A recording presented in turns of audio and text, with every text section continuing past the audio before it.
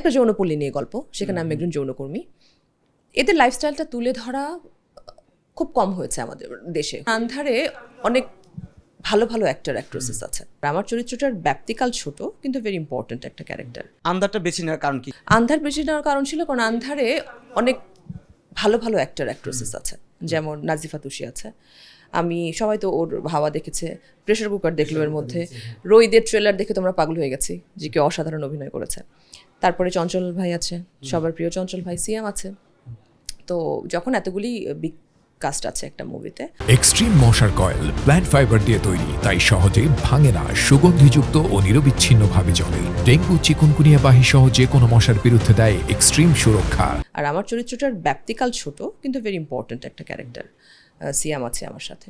তো সেই হিসেবে রাফির সাথে আমি অমীমাংসিত করেছি আগে, তো রাফিকে আমি আর না কেন বলবো।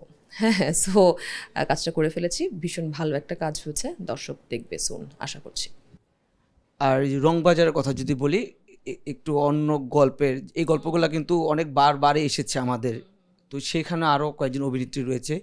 এই গল্পটা বা বেছে নেওয়ার কারণটা কি ছিল? রংবাজের বেছে নেওয়ার কারণ হচ্ছে কি, রংবাজের গল্পটা, এই গল্প আমি আগে কখনো করিনি।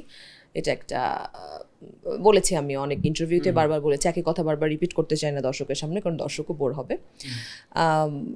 একটা যৌনপল্লী নিয়ে গল্প, সেখানে আমি একজন যৌনকর্মী। এদের লাইফস্টাইলটা তুলে ধরা খুব কম হয়েছে আমাদের দেশে। হয়েছে, অনেকেই এইরকম কাজ করেছে, বাট কম হয়েছে। তো যেহেতু এই প্লটটা নতুনভাবে আনতে চাইছে, আর যারা আপনি একটু আগে বললেন যে ভালো ভালো অভিনেত্রী ছিলেন, নাজনীন চুমকি আপা ছিল, মৌসুমী হামিদ ছিল, শম্পা রেজা ছিলেন, তো ওদের সাথে স্ক্রিন শেয়ার করলাম, একসাথে কাজ করলাম, ভালো ছিল কাজটা।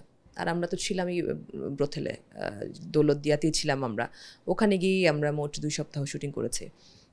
ওরকম একটা প্লেসে শ্যুট করতে গিয়ে কখনো কোনো সমস্যা বা আনইজি ফিল হয়েছিল? না না না না, একদমই হয়নি, বরং ওরাই আমাদেরকে প্রোটেক্ট করে রেখেছে। দে আর ফান, তারা খুব মজার। যেসব মেয়েরা ওখানে আছে, ওদের ওখানে একটা ফ্যামিলি, ওদের ওখানে হাজব্যান্ড আছে, ওখানে বাচ্চা আছে, বাচ্চাকে স্কুলে পড়াচ্ছে, বাচ্চাকে নিয়ে খেলছে। ওরা নাটক দেখে ইউটিউবের, সবাইকে চেনে, মানে they have a good life in their way. তাদের মতো করে তাদের একটা সুন্দর জীবন আছে ওখানে। সো না, ইনসিকিউরিটি তো কিছু নাই, টোটালি সিকিউর ছিলাম। আশেপাশে সবাই খুব হেল্পফুল ছিল, কারণ 12-14 দিন শুটিং ওখানে থেকে করা, তো একটা সাপোর্ট লাগে। সো হ্যাঁ, আমাদের ফুল সাপোর্ট ছিল।